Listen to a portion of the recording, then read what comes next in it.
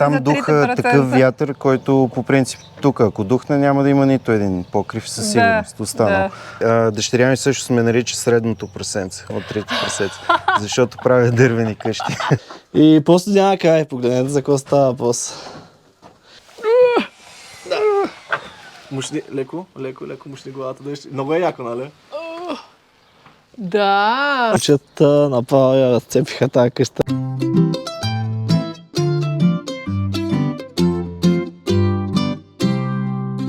Добро утро от нова сутрин на обекта. С нови сили се захващаме, часът е няма и 8:30. Момчета са вече тук, разпределят работа и ще започват да действат, като днес ще бъде много интересен ден според мен, защото може би къщата ще има някакъв по-завършен вид, така цялостен. Също така съм поръчал контейнер, още рано съм се обадил, в 9 часа трябва да пристигне, защото ми се иска, започвам да забелязвам, че тревата започва да излиза и да става все по-висока, а ние имаме много, ето такива, как да кажа, едни натури, едни бокуци, които имаме. И ми се иска да ги махнем преди тревата да се вдигне. Също така, какво забелязахме? Нещо много неприятно. Онзи ден, когато седяхме с наши приятели, с децата, седяхме си тук просто на почта и си говорихме. И забелязахме една белка, така по края на оградата да минава.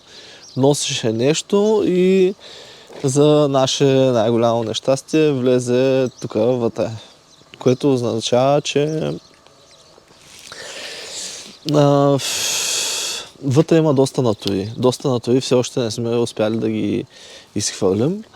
И неприятно е, трябва да се изхвърли абсолютно всичко от тази сграда, да се почисти абсолютно всичко, даже и горе. Също така намерихме един оглозган, буквално оглозган гроб. Бяха останали само крилата. Тези белки може да имаме ситуация, но трябва нещо да предприемем. Мисля, че за капа. О, не, да няма дъжд днеска. Но как ти да е? Мисълта е, че имаме доста задачи днеска. Ще напълня един контейнер. Утре съм предвидил още един контейнер да дойде, пак след като го изхвърлят да го докарат пак. И така, захващаме се и почваме да снимаме.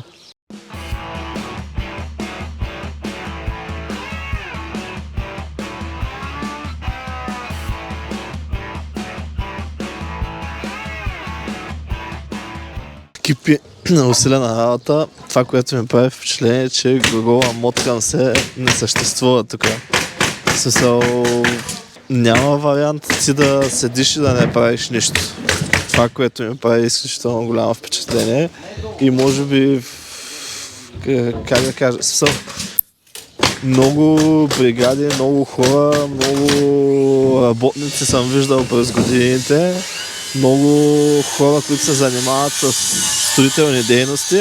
Много смело мога да кажа, че такова нещо не съм виждал до сега. В смисъл, когато някой почне да се оглежда само и да се чуди какво да захване, нали?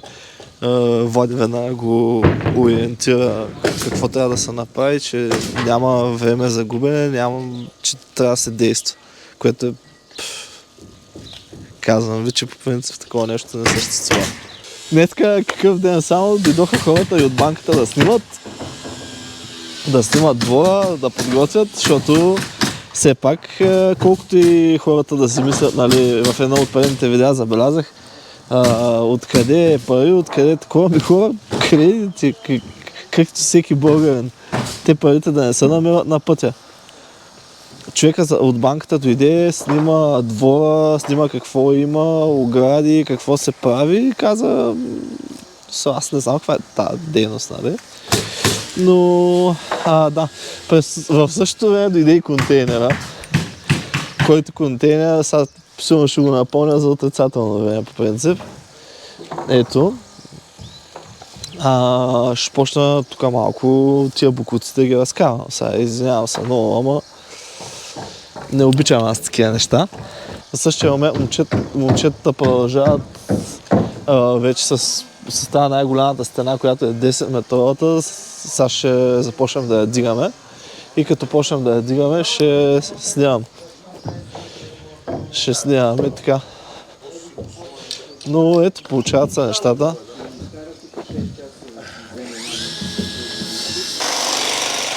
Като цяло, както казах, глагола моткам се не съществува тук.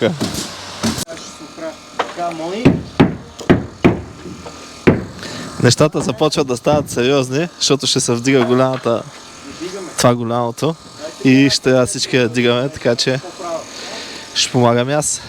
Какво се прави? Няма как. Защото това нещо ще е много тежко.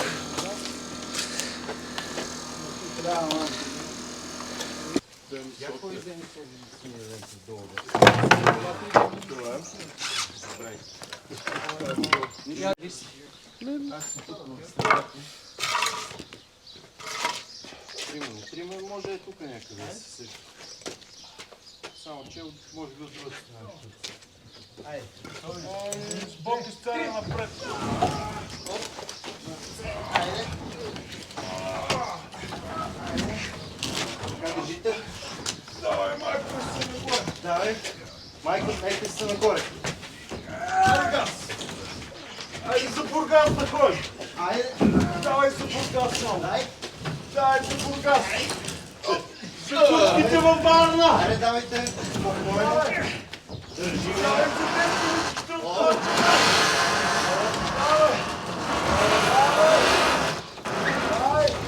Айде. Още малко.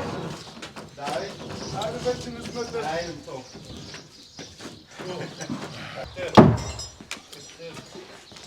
Йо, щастие се е нашето времено да дъжка. Голямата стена вече е вдигната. Сега започва да се прави. Ето тази, която е последната.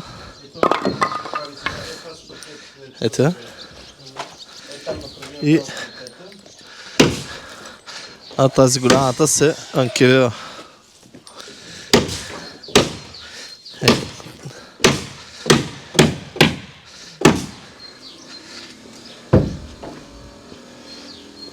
Ето.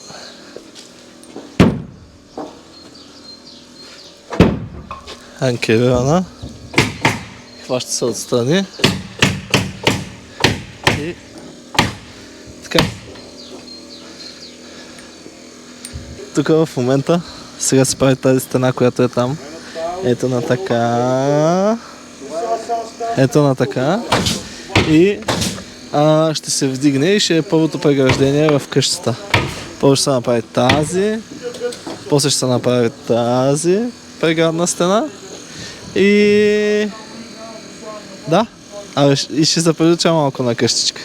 Здравейте и от мен, Пишмани. Аз отново пристигнах с влака и не мога да повярвам на това, което виждам. Не знам дали достатъчно добре ще можем да пресъздадем във видеята това, което се случва и колко динамично е то всъщност, защото буквално преди 2 дни имахме само плоча, а днес вече имаме стени и нещо, което прилича на къща, което наистина да, доста бързо се случват нещата. Момчетата работят с пълна сила.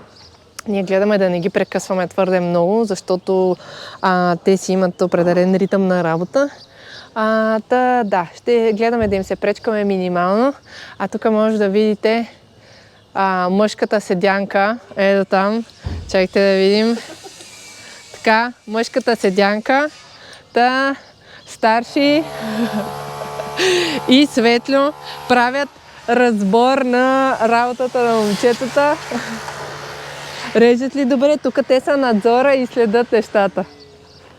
Може би вече сте забелязали, че тя е с леко неправилна форма, като тук идеята беше основно да можем да вместим всички стаи в малката квадратура, която имаме и да имаме минимум коридори с максимум помещения. За това архитектите успяха да измислят този вариант. Поздрави специални на Роби и на неговия екип, защото Гонехме максимума, естествено. Ще видим реално как точно ще се чувстват помещенията, но да, затова е малко по-разчупена. Къщата е по-широка отзад и по-стеснена отпред. Класическите варианти на разпределение, които попадахме в интернет, не бяха подходящи за нас, защото в повечето случаи, чакайте да ви оставя малко така, защото повечето разпределения предлагат хол, който е така по дължината, така хола е по-голям и помещенията да са в задната и част. Само, че когато при нас задната част всъщност е север, спалните не желаяхме да са ни чак толкова тъмни и да са изцяло обърнати натам. Искахме да си имаме дворче, градинка да си гледаме. Затова всъщност измислиха този вариант с хола, който да е отпред, а пък спалните помещения да са отзад и затова разчупиха обстановката. Мислихме различни варианти. Мислихме и вариант, в който самата къща да е като квадрат.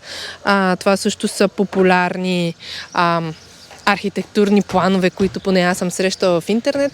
Само, че в нашия случай отново при формата на квадрат се получават много помещения, които не са с толкова хубаво изложение. И също така ние знаете, че имахме и дървета, които до последно се надявахме да можем да ги оставим и самия проект го направихме така, че къщата да влиза между дърветата, за да не се налага да ги махаме, но те бяха в много лошо състояние. Всъщност в момента махнахме дърветата, иначе къщата буквално се падаше между 3 дървета. Направихме максимума да ги запазим, но уви, явно не бяха в добро здраве вече.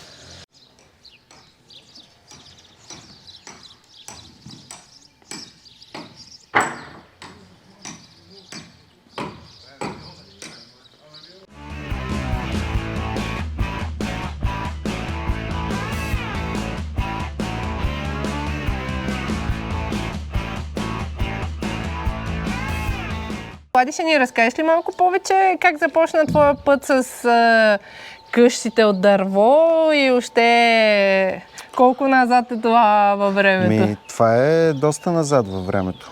Вече колко? 2011-2012 някъде. Значи 15 години. 15 години, добре. Да. Започна в Луизиана, в Ню Орлинс. Аз там живях. Аз също прекарах близо 11 години там.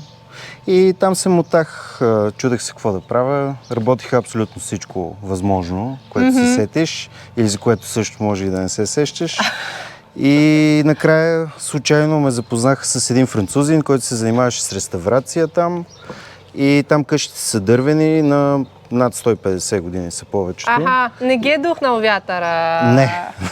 Като въпреки. Всеки път споменавам приказката там за 3%. духа такъв вятър, който по принцип тук, ако духне, няма да има нито един покрив със сигурност останал. Но има и малко особености. На времето са ги правили с по-здрав дървен материал, местен най-вече, който е, той е сечен от мястото, на което са правени. Това ги заздравява особено много. Но аз се занимавах основно с реставрация на врати, прозорци, дограми, дървени. Всичко беше от дърво, в общи линии. И оттам се запалих, защото ние покрай тия неща, правихме и, примерно, повдигахме къщи на крикове, сменяхме изгнили части от тях и ми стана много интересни самите конструкции, колко са ефективни. Аз не знаех, че това даже е възможно. Тоест, ако нещо изгние, ти може да... Те там са на едни постаменти също. Те нямат основа, защото е блатиста почва и всички са над, примерно, половин метър над земята заради наводнението. Значи като при нас горе-долу. Да, т.е. все едно таванския градоред, обаче отдолу е кухо и може да се лази даже под самата къща. И когато нещо изгние след 100 години, ние ги повдигахме на едни крикове направо, вадихме части, сменяхме. Много такива конструкции сме правили.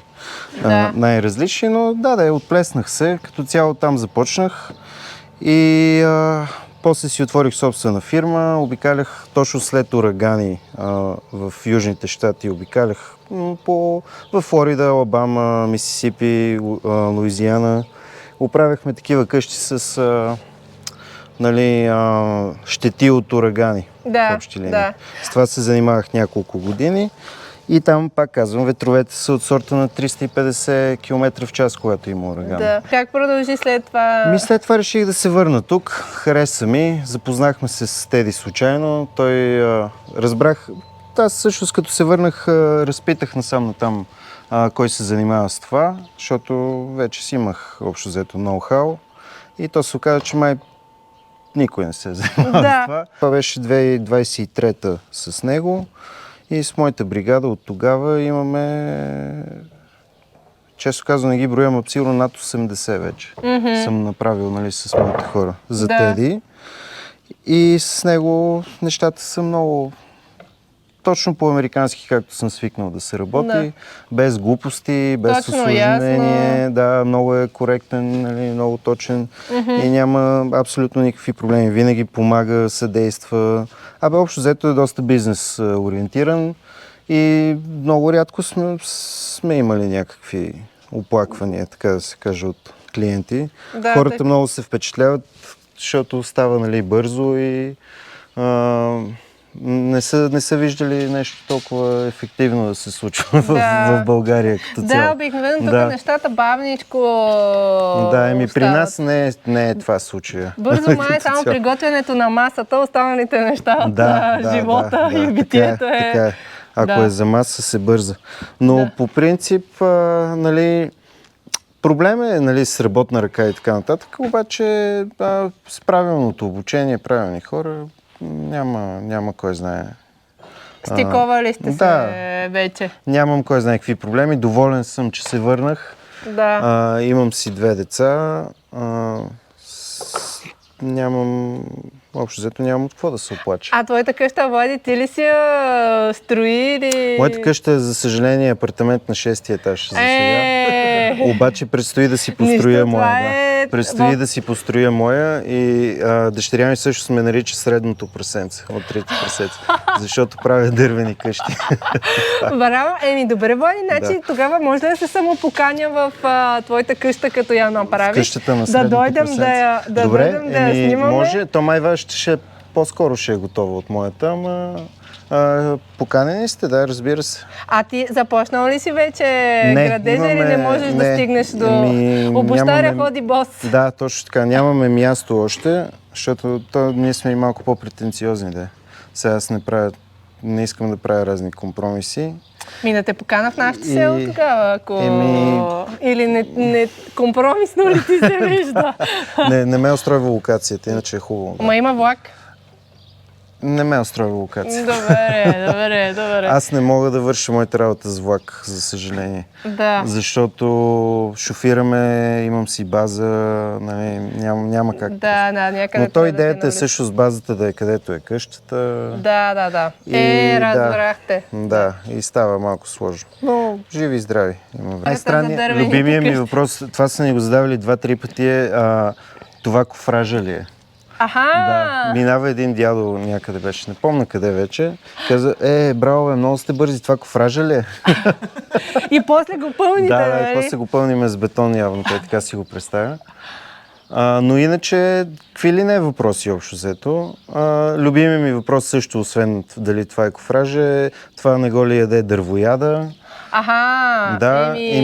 Не го яде, ако е сухо, не го яде. Да, тя Деси разказа, между другото, може да видите видеото с Яв, тя обясни как се случват нещата, така че да не го яде. Да. Истински. Не го яде дървояда, няма да го духне вятъра. В България такъв вятър не духа. Освен това, за земетресения е много по-добрия вариант от монолитното. За бързината вие видяхте, няма какво да... И за топлоизолацията също е другото нещо, което е тема, нали, че доста по-лесно се отоплява. Да, и е много по-ефективно, много по-енергоефективно, особено в такъв климат като българския, но дори и в по-студен климат пак доста повече превъзхожда монолитното строителство. За метала въобще няма да коментирам, нали? Там е сложно. Плюс това не съм и толкова запознат с темата. Да, не си фен. Но като цяло на 2 на 3 знам, че пак сме по-добре Да. от металните. Освен ако не се изпълнят правилно, което пък оскъпява, което, нали, все пак идеята е не е да предложим най-евтиния продукт, но пък и да не е и скъп. Да, не е непосилен, точно, да. Защото... Защото идеята все пак на всички хора е да се нанесат и да живеят и да им е излязло ефтино, за да останат пари за двора, за по-хубави плочки и така нататък. Да. Така че, общо взето, ако се търси златната среда, това е.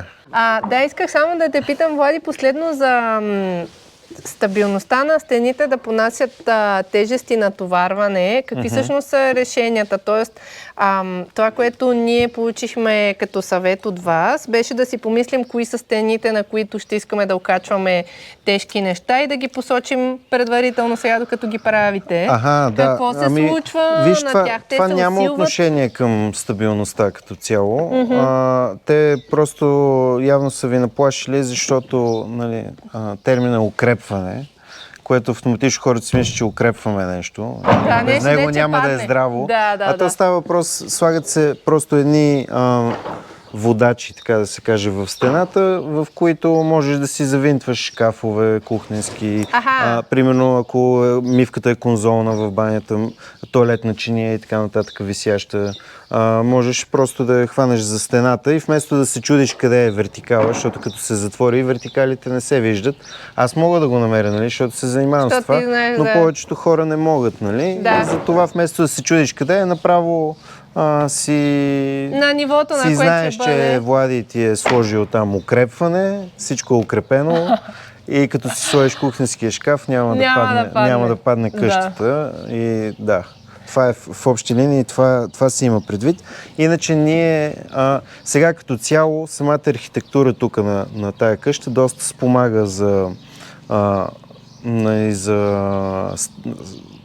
здравината на конструкцията, но като цяло ние на някои вътрешни стени слагаме ОСБ и така по този начин избягваме употребата на едни диагонали, които много не ги дават в някои инженери, обаче са малко безсмислени според нас. Правиме така наречени Т-връзки с вътрешни стени, на които слагаме ОСБ. Това може би като го направим после, ще мога да го покажа, за да видите, нали, за какво точно говоря. И иначе като напреднем малко, мога да ви разкажа и за гредореда таванския, какво точно правим с него, нали, как го слагаме, каква е идеята. Тук ще има едно премостване в хола, една е такава слепена. И добре, иначе всъщност на тук ще имате, тук е малко странно цялото нещо. Не да не се е случвало, но имаме поп, така наречения, който държи билото, тежестта на покрива, който обаче свършва върху прозорец. И затова си позволихме да ползваме това слепено парче, което е доста по-здраво. И после до него ще сложим едно на ето това ниво горе-долу. Ще сложим едно, което ще минава през хола и ще остане видимо. Ако искате, може да си го облечете с гипсокартон. Това вече ще е красиво. Допълнително ще укрепите. Тук вече ето това наистина е укрепване. Ето това означава укрепване. А другото са разни козмети. Да, точно така. Удобства. За удобство. Удобства за другите майстори, за да не се чудят. Добре. Иначе всъщност ние ще имаме греда, която ще е видима в холата. Така ли? Да. Една такава слепена, дебела, доста по-дебела от тая. Там после ще отрежем и така. Добре. И хората тук много се кефят на тия слепени гради. Да, в Щатите гледат да ги няма изобщо. Само да ви покажа професионализъм на много високо ниво. Може да видите ето тук какво се случва. Значи Влади си носи в буса с него кафето, кафемашината и кафето, капсулите и баркалки и чашки и водичка. И захарта само не е свършила. Да, захарта е свършила. Старши сега ще отида да вземе захар и ще вземе малко домашно прясно мляко, да може така ние да се покажем като домакини. Май някакъв бръмбър ми се закачи на косата, след малко ще го видя. Но да, ето вижте, не се ходи за кафе, кафето е тук на терен. И, Да се работи повече. Да не се разкарваме за глупости. и се работи максимално. Ето. И сега, ако тръгне, тя отдавна не е работила. Чакай да видим. Браво.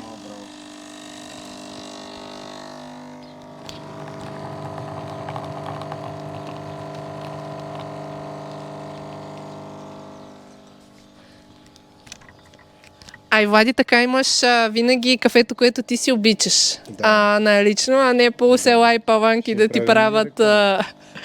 Еми, не знам, това ли ти е любимото кафе? Това ми е любимата машина, защото е малка.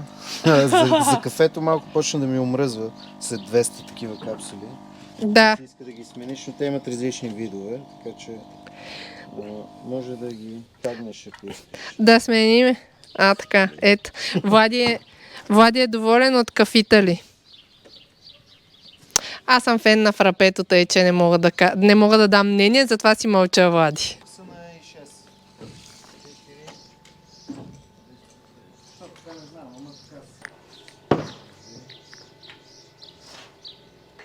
6. 4, 5 и 6.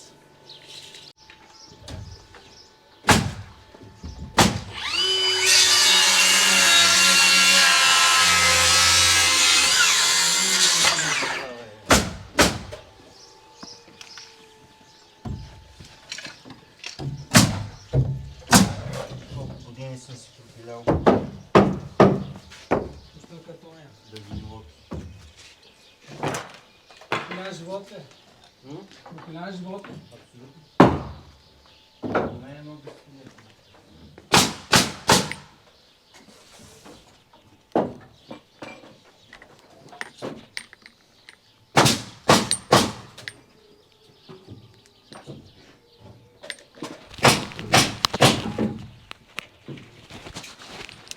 Не знам дали виждате, но тук вече имаме готова стая.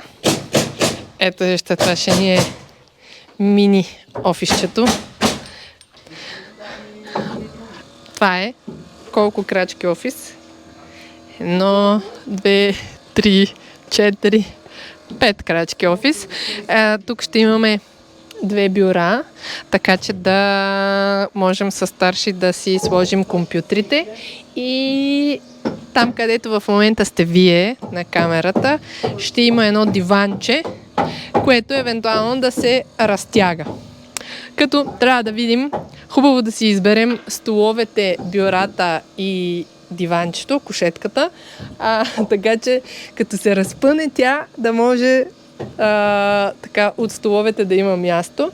Като ние между другото сме си харесали една от Икея, което всъщност е легло, което се разтяга и става на голяма спалня. Но ще видим дали това ще е последното, на което сме се спрели. Ще разгледаме и още варианти, но това с това легло имам добри отзиви от мои приятели с деца, които го ползват. И да, ще тестваме различни варианти. Айде, скоро ще се разходим и в другите стаи.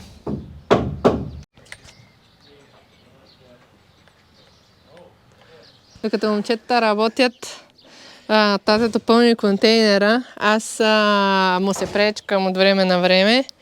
Помагаш. Да, ето тук какво си разгубил сега, това какво е? Не, това беше едно магаре, ама то остана, обаче мисля, че да няма, трябваше да си го ползвам. Ето тук отворих. Аха, да, ето може да видите. И обаче това според мен с багера трябва да го... Като цяло тази пристойката, която е насам, може би ще трябва да я съборим и да я изгребем с багера, защото... Ето, може би като решим да правим новия покрив, просто ще трябва да има друга конструкция, да свършва по-рано, нещо ще трябва да го мислим. Да, ще е много сложно, защото най-малкото виж как са наредени, как е задано, няма нито колонки, молонки. То в принцип това на времето не им е пречило. Да няма колони. Така както гледаме оцеляло, тъй че да. Но ще го мислиме. Тук тая зона, тата е замразена. Разчистваме колкото да не ни дразни. Да, заради белката. Аз им казах на хората, че една белка имахме и... Ето, вземи си го и ако искаш десна. Една белка имахме и влачеше насам, я видяхме. И лека по лека трябваше тук да поизчистваме. И до тук стигнахме. Ако следите видеята от по-преди това, С мира разчиствахме, с брат ми разчиствахме, сега пак с мира разчистваме. И просто няма край, погледнете за какво става въпрос. Това е тупано с десетки години според мен. Тук имаше една маса, която ние вече изхвърлихме тук. Да, изхвърлихме я. Та също ще изхвърлим, за да можем да се доберем до там. А всичко е насрано от плухове, няма ви казвам. Да. И искаме да изнесем всичко. Сега някои готини неща като това, примерно, ще го оставим, нали сега. Да. Ама всичко е насрано, човек. От плухове искам да изкараме всичко, за да може да изчистим, да оберем парежените и да го затворим това помещение. Показа ли го човека? Ние май всеки път го показваме. Казахме ли го? Всеки път май го показваме човека, не знаем, в смисъл много, понеже стопанската сграда е много стара и със сигурност този човек ще го оставим. Дори да реновираме сградата, него ще го оставим. Да, не знаем кой е, но... Що мястото му е на стената, ще си остане на стената. Да. Добре, и ти разкова тази масата. Разковах я, сега даже според мен ще използвам докато още си тук, за да изкараме и тази маса.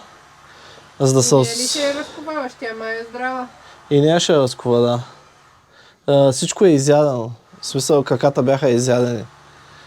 И за да може да ни се освободи. Да казват гредата си, но... Да. Добре, айде.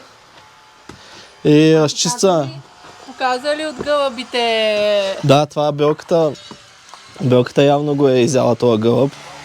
Имаше и, как да кажа, това крилата към тялото го имаше, но явно се е върнала и се е дояла. Може и котите да са дояли, да. Но трябва някакси да го разчистим цялото това нещо, защото сега, нали, нова къща, тук е някакъв бардак. Планове много, с мишешки стъпки, вървим напред. Да. И се опитваме да комбинираме нещата, така и така. Старши е тук, и аз съм тук, поне да можем да разчистваме. Нямаше как да викнем контейнера по-рано, защото все пак се съобразяваме и с неговия график. Да. И така, добре, тате, давай да бутаме още и това е... На по-забавното, знаеш кое ще е, когато стигнем до смисъл живота си да изчистим първия етаж Не, и стигнем до втория етаж. Искаш да те кача и там да погледнеш горе, какво има да видиш? Не, ти показвам. Ела, аз съм показал, мисля, че съм показал, ако не се лъжа. Ама ела, стъпи и се подай, да, ще държа камерата. Виж.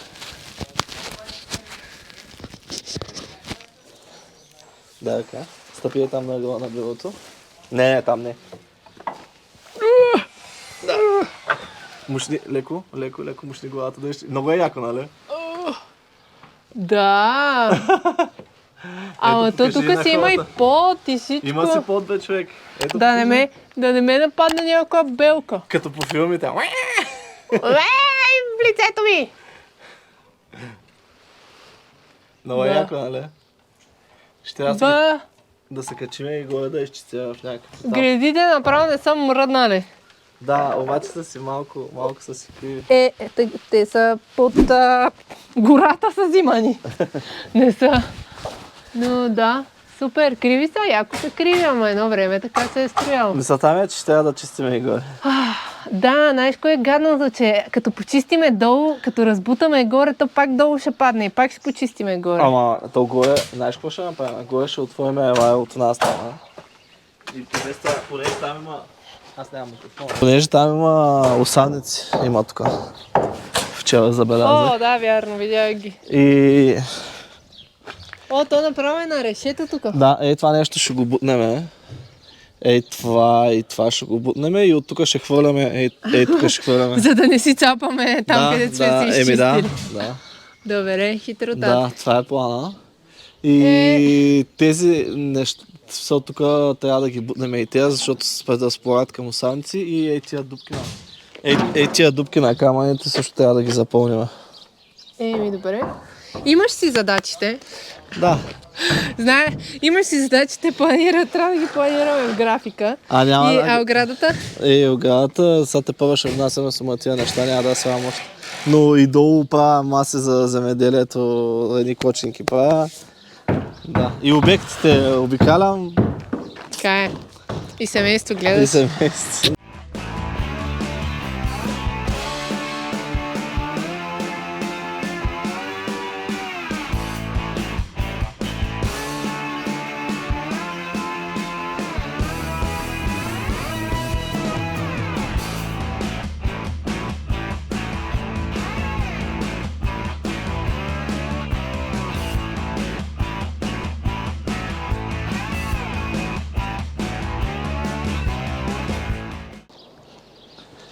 6 часа момчетата направо я разцепиха тази къща, гледайте за какво става въпрос.